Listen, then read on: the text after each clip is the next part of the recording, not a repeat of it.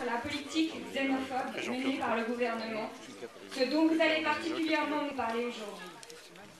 Votre démarche pourrait se résumer ainsi. Être un citoyen actif, autonome et responsable, mais conscient de l'interdépendance entre les individus et de la nécessaire solidarité entre eux.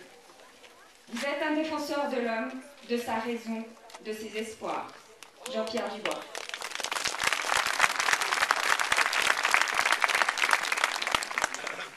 Bon, c'est beaucoup dire, on va essayer d'être à la hauteur. Il y a un peu plus d'un an, le 8 avril 2010, un homme est venu sur ce plateau. Et 3 ans plus tôt, il avait déjà amené aux Glières beaucoup de micros et beaucoup de caméras, histoire de transformer les morts en bulletins de vote. Mais l'année dernière, cet homme a fait pire encore.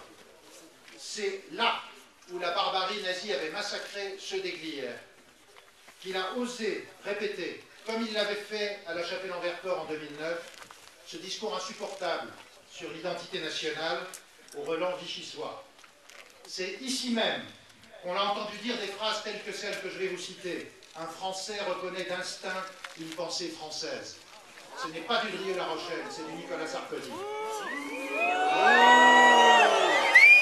Et 3 mois plus tard, à Grenoble, un autre discours a ouvert les yeux et les oreilles des citoyens les plus inattentifs. Haro sur les Roms, accusés de délits qu'ils n'avaient pas commis. Haro sur les gens du voyage, sur les Français naturalisés, et bien entendu sur les immigrés. Oui, c'est le président de la République française qui, en juillet 2010, a accrédité le vieux mensonge lepéniste, immigration égale insécurité. Alors, puisque nous venons ici, aux Glières, non pas pour récupérer, pour déformer, pour trahir la mémoire de la résistance, mais pour la faire vivre, souvenons-nous. Rappelons-nous que sans le fichier anthropométrique des Roms et des gens du voyage, institué par une loi de 1912, il aurait été infiniment plus difficile de les rafler dans les années 40 et de les expédier dans les camps de la mort. C'est en amont que se prépare ce qui rend possible ensuite l'innommable. Rappelons-nous que quand un chroniqueur raciste sur, hélas, une télévision de service public énonce comme une évidence que la plupart des trafiquants sont noirs ou arabes, comme en d'autres temps on répétait lourdement que la plupart des banquiers seraient juifs, le terrain où pousse cette ignominie a été préparé par un ministre, par le ministre Hortefeux, qui trouvait que ce n'était pas grave quand il n'y avait qu'un arabe, mais quand ils étaient beaucoup, ça posait problème. Mais qui a aussi expliqué devant les caméras que les gens du voyage n'étaient pas à plaindre, ils avaient de très grosses voitures, rappelez-vous. Et à son tour, M. Zemmour déblaye le terrain ces dernières semaines à un autre ministre, le ministre Guéant, qui lui aussi, comme une évidence, énonce que, du fait de tous ces immigrés, même légaux, les Français ne se sentent plus chez eux. Nous en sommes là, en cette année 2011. Sus à l'immigré, aux Noirs, à l'Arabe, aux Roms, aux nomades, aux différents. Mais ne nous y trompons pas. Neuilly-sur-Seine, c'est la commune où il y a le plus grand nombre d'étrangers en pourcentage de la population. Et ce n'est pas une banlieue à problème. Les quartiers de Neuilly ne sont pas sensibles. Peut-être sont-ils insensibles d'ailleurs. L'ancien maire de Neuilly n'est jamais présenté comme un immigré de la 2e génération. Il y a 2 siècles, le banquier Laffitte disait « Un idiot pauvre est un idiot riche est un riche ». Aujourd'hui, dans la France de Nicolas Sarkozy, un arabe pauvre est un immigré, un émir arabe, c'est un investisseur. Ne nous trompons pas.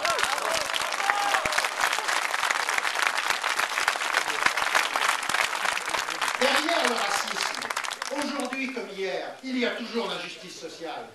Derrière l'ethnicisation de la politique, il y a toujours le mépris de classe. Et voilà pourquoi, à quelques mois de choix extrêmement décisifs pour notre avenir à tous, le programme du Conseil national de la résistance est plus que jamais d'actualité. Non pas bien sûr que le monde de 2011 soit identique à celui de 1944, mais parce que le racisme, la xénophobie, la politique du pilori et de la peur, la stigmatisation hier des fainéants, aujourd'hui des assistés, ça change très peu.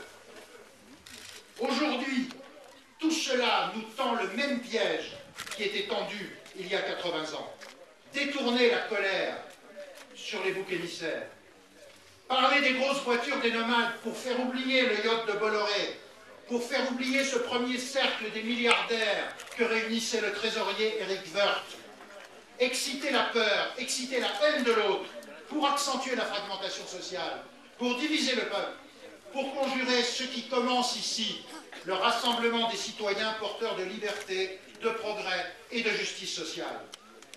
Non, nous ne sommes pas dans les années 40, mais cette époque où les députés de la majorité font un triomphe à M. Zemmour, il y a quelques semaines, cette époque-là, elle sent vraiment les années 30. Comme dans les années 30, nous sommes face à une crise sociale profonde, durable, qui provoque l'inquiétude, pas seulement l'inquiétude des plus pauvres, qui sont toujours plus exclus, mais aussi l'inquiétude de ces couches moyennes, qui sont face à la précarisation, qui sont face au déclassement. La faute aux Juifs il y a 80 ans. Alors aujourd'hui, la faute aux immigrés, la faute aux Roms, la faute aux jeunes de banlieue. Et ceux qui ont oublié leur histoire, nous le savons, ceux-là sont condamnés à la revivre. Et donc, nous savons qu'on ne sortira de cette crise sociale et démocratique que soit à gauche, par la solidarité, par l'égalité, soit à l'extrême droite, par le chacun pour soi, par la compétition à outrance, par le rejet des inadaptés et des différents. Alors n'attendons pas que l'histoire se répète, même si elle devait se répéter sous d'autres formes ou dans un autre contexte. Parce que nous n'avons pas oublié, nous savons tous ici que nous ne pourrons pas préserver nos libertés, la démocratie, l'égalité entre les citoyens, quelles que soient leurs origines et leurs croyances, si nous ne garantissons pas réellement cette fois les droits sociaux pour tous, si nous ne faisons pas réellement reculer les inégalités, reculer le cynisme de ceux qui portent une Rolex à 50 ans à leur poignet, reculer la précarité et la peur de l'avenir pour tous les autres. Les droits sont indivisibles, l'égalité aussi doit être indivisible. De même qu'en 1944, la libération, ce n'était pas seulement la libération de Vichy et du nazisme, c'était aussi la libération de la misère et de l'injustice. De même aujourd'hui, la lutte contre le racisme, la lutte contre la xénophobie, contre les idées contagieuses de l'extrême droite, cette lutte ne peut pas aboutir, elle ne peut pas devenir l'affaire du plus grand nombre si elle n'est pas aussi la lutte contre la marchandisation universelle, la lutte contre la précarisation universelle, la lutte contre la compétition sans limite de tous contre tous. Tel est le sens du combat qui est aujourd'hui celui des citoyens résistants et celui aussi de la Ligue des droits de l'homme. C'est pourquoi nous avons réuni, dans ce que nous appelons un pacte pour les droits et la citoyenneté, une cinquantaine d'organisations associatives, syndicales, et ce pacte est ouvert à tous ceux qui veulent le rejoindre. Sur la proposition de la Ligue des droits de l'homme, ce pacte, il lie exactement comme le faisait hier l'appel de Thoranglière, il lie la défense de la liberté et la reconstitution des services publics, la démocratisation des institutions et le respect des droits des étrangers, la garantie des droits sociaux et l'avenir de la fraternité dans ce pays. Parce que tout cela est lié et tout cela est indivisible. Et cela, nous allons le dire haut et fort le 14 juillet prochain, à la Bastille à Paris et dans le plus grand nombre de villes de France, pour appeler, là aussi avec des dizaines d'organisations, d'associations, de syndicats, d'organisations de la société civile, pour appeler à retrouver la République qu'on a défigurée, pour appeler à retrouver une République libre, égale et fraternelle. C'est comme cela. C'est comme cela. Chers amis et chers camarades, parce que c'est un joli nom, je trouve, c'est comme cela que nous resterons fidèles à ce que nous disait notre amie Lucie Aubrac, qui était membre d'honneur de notre comité central. Vous savez cette phrase que nous répétons tous, mais qui est vraie, n'oubliez pas, ça se conjugue aussi au présent, résister. C'est comme cela qu'il faut le faire. Bien sûr, pas en nous prenant pour ce que nous ne sommes pas. Avant et après moi, cette tribune, il y a des gens infiniment plus respectables. Parce que eux, ils sont passés à travers ce qu'était la résistance il y a 80 ans. Mais je voudrais citer Robert Guédiguian, qui, quand il présentait l'armée du crime, a tout dit sur ce qu'il faut en penser. Ne vous demandez pas ce que vous auriez fait à leur place, demandez-vous ce que eux feraient à la vôtre. Et c'est notre boussole aujourd'hui.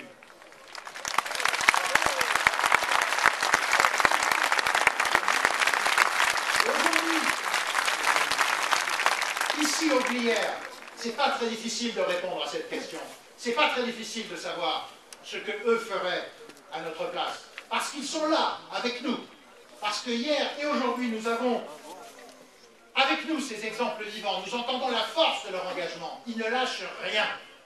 Et on va encore s'en apercevoir dans quelques minutes, j'en suis sûr. Ils ne lâchent rien parce qu'ils n'ont jamais renoncé. Et donc je crois que c'est pas très difficile de savoir quelle route il faut prendre. La route qui pourrait faire revenir les jours heureux. Cette route-là, comme Stéphane n'a pas pu rester aujourd'hui, ce serait dommage qu'on n'entende pas un tout petit peu de Hölderlin, un tout petit peu de poésie. Je voudrais juste en rappeler une phrase, parce qu'elle est ce qui nous rassemble et ce qui nous permettra de gagner demain. Là où croit le danger, croit aussi ce qui sauve. Ce qui sauve est ici aujourd'hui, et nous allons le faire grandir. Parce que chaque année, nous sommes plus nombreux. Alors, il faut que ce mouvement s'amplifie encore. Il faut que l'appel de Thoranglières trouve tout l'écho qu'il mérite. Et alors, je crois vraiment que nous pourrons en être sûrs ensemble, chers amis, chers camarades, les mauvais jours finiront. Merci.